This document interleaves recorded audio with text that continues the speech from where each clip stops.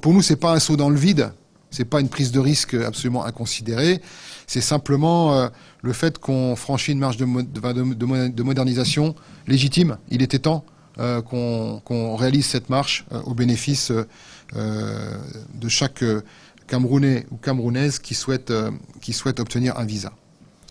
En conclusion, je vous dirais que depuis 1 an, nous avons fait une bonne partie du chemin pour favoriser la mobilité croisée entre nos deux pays. Ce terme est important, la mobilité croisée. C'est un engagement du président de la République. Il l'a répété d'ailleurs ici l'année dernière lors de sa visite officielle au Cameroun auprès du président Biya. La mobilité croisée, c'est l'avenir de la relation entre la France et le Cameroun, et elle doit être stimulée par des mécanismes techniques comme celui qu'on est en train d'inaugurer aujourd'hui, qui doit être en fait un support à cette ambition. Voilà. Et puis derrière cette mobilité croisée, il y a une légitime modernité du partenariat. Ce partenariat qu'on souhaite établir entre nos deux pays, ça passe par une nouvelle façon de faire, une nouvelle façon de se comprendre, une nouvelle approche des lieux, des sites, des procédures. Je crois que ce site-là illustre très bien cette modernité de la relation partenariale que nous voulons établir entre la France et le Cameroun. L'étape d'aujourd'hui doit donc nous rendre optimistes. Et quand je dis nous, je parle à la fois du service des visas de l'ambassade et de Douala, qui va devoir adapter sa manière de faire à un nouveau mode de fonctionnement. Plus de sérénité, probablement, plus de qualité dans l'instruction des dossiers. C'est tout le travail qu'on va devoir conduire dans les prochaines semaines avec les équipes de visa sur les 2 sites pour nous adapter en fait à cette nouvelle façon de faire.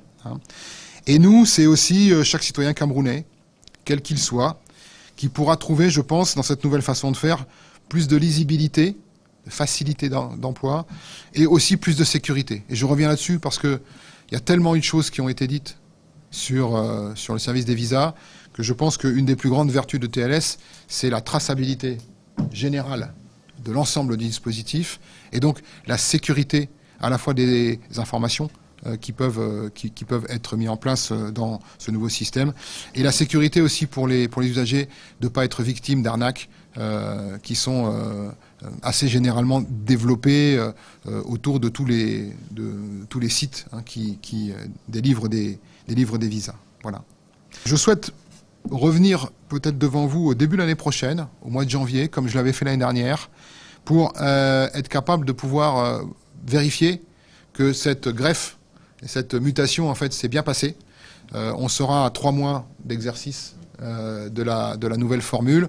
On pourra peut-être à ce moment-là en discuter pour voir comment, vu de notre côté ou vu de l'usager, cette nouvelle organisation a apporté des bénéfices.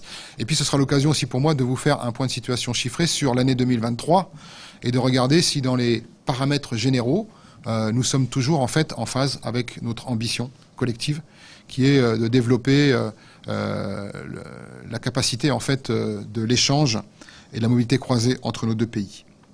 Je remercie tout spécialement TLS, bien sûr, Christophe Deher qui est venu pour cette inauguration, et sur la confiance mutuelle qui existe depuis de nombreuses années entre le ministère des Affaires étrangères en France et cette entreprise qui, ici comme dans bien d'autres pays, comme tu l'as dit, essaie d'incarner dans le quotidien cette nouvelle relation partenariale de qualité à travers des locaux de qualité, à travers des personnels de qualité qui doivent nous permettre collectivement d'atteindre nos objectifs.